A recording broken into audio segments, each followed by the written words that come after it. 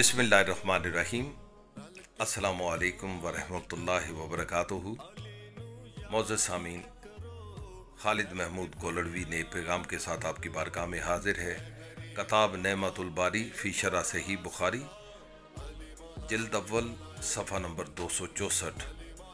हज़रत अबू बकर सदीक़ रज़ी अल्लाह ताला अन्हु बयान करते हैं कि रसूलुल्लाह सल्लल्लाहु अलैहि वसल्लम ने फरमाया कि जिस शख्स ने अपने वालिदैन या उनमें से किसी एक की जुमा के दिन कब्र की ज़ियारत की और कब्र पर सूरत यासीन की तिलावत की, अल्लाह तबारक ताला सूरत यासीन के हर हर्फ के बदले में उसके वालिदैन की मग़फ़रत फरमाएंगे। हज़रत अली रज़ी अल्लाह ताला अन्हु बयान करते हैं कि रसूलुल्लाह सल्लल्लाहु अलैहि वसल्लम ने फरमाया कि जिस शख्स का गुज़र किसी कब्रिस्तान से हो, वो 11 मरतबा सूरत इखलास पढ़कर तमाम मुर्दों को उसका सवाब पहुँचाए, तो अल्लाह तबारक ताला उन मुर्दों की तादाद के बराबर में उस पढ़ने वाले को सवाब अता करेगा। मुअज़्ज़ज़ सामीन और नाज़रीन, आपने आज का फरमान रसूल सल्लल्लाहु अलैहि वसल्लम समाअत फरमाया।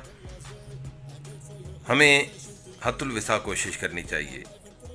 जिनके वालिदैन इस दुनिया से रुखसत हो चुके हैं, हर जुमा को उनकी कब्र की ज़ियारत करें, उनकी कब्र पर सूरत यासीन की तिलावत करें और चलते समय 11 मरतबा सूरत इखलास पढ़कर तमाम मदफून के लिए दुआ करें, इस यकीन और तयक्कुन के साथ कि अल्लाह तबारक ताला मल्टीप्लाई करके सवाब आपकी तरफ लौटा देगा। जितनी उस कब्रिस्तान में मदफून की तादाद है, मुर्दों की तादाद है, उसके बराबर अल्लाह पाक आपको सवाब अता करेगा।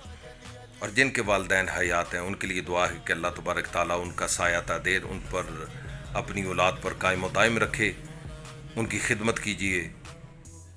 इस उम्मीद के साथ आपसे इजाज़त चाहता हूँ कि इस पैगाम को दूसरों तक पहुँचाएँगे।